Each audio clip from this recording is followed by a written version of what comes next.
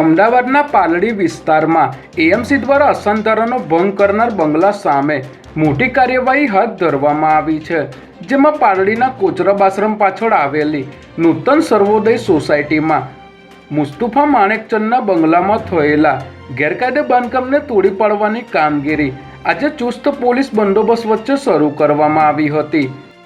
એએમસીની team અને police કાફલો આજે સવારથી જ નૂતન સર્વોદય સોસાયટી ખાતે પહોંચી ગયો હતો અને આ ડિમોલિશનને કારણે કોઈપણ પ્રકારનો વિરોધ કે અનિચ્છનીય ઘટના ન બને તે માટે આખા વિસ્તારમાં પોલીસ બંદોબસ્ત ગોઠવી દેવાયો હતો।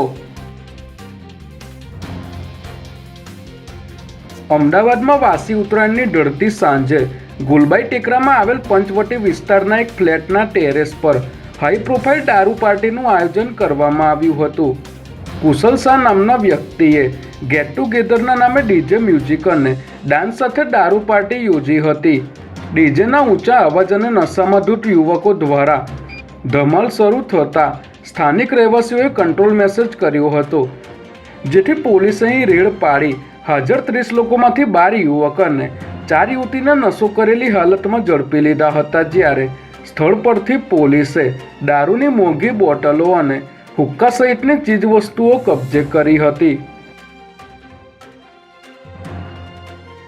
જીઓ હોટસ્ટાર પર આવનારી સ્પેસ જેન ચંદ્રયાન સિરીઝ પહેલા અભિનેતા નકુલ મહેતાએ અમદાવાદમાં ફ્લાવર શો અને આંતરરાષ્ટ્રીય પતંગ મહોત્સવમાં હાજરી આપી હતી। આ સિરીઝ 23 જાન્યુઆરીથી માત્ર જીઓ હોટસ્ટાર પર પ્રીમિયર થવા જઈ રહી છે, ત્યારે ઉત્તરાયણ દરમિયાન યોજાયેલા આંતરરાષ્ટ્રીય પતંગ મહોત્સવમાં અભિનેતા નકુલ મહેતા ખાસ ઉપસ્થિત રહ્યા હતા, જ્યાં તેઓએ પતંગ ઉડાવી ચાહકો સાથે મુલાકાત કરી હતી અને જીઓ હોટસ્ટાર પર આવનારી પોતાની નવી સિરીઝ સ્પેસ જેન ચંદ્રયાન વિશે વાતચીત કરી હતી।